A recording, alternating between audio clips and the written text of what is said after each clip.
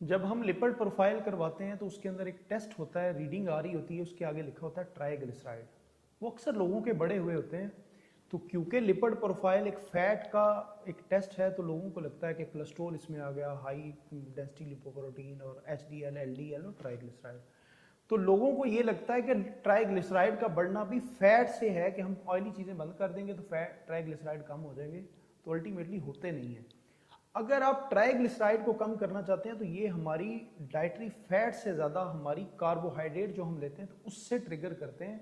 हमने बहुत ज़्यादा कम्प्लेक्स कार्ब्स लिए, हमने बोतलें पी, हमने मिठाइयाँ खाई, हमने को पिज़्ज़े, शवारमे, बर्गर खाए, तो ये डायरेक्ट ये जितनी ओवर एनर्जी थी, बॉडी ने क्या किया कि इस एनर्जी को ट्राइग्लिसराइड में कन्वर्ट कर दिया। ये डाइटरी फैट से ज़्यादा ये कार्ब से ओरिजिनेट होते हैं।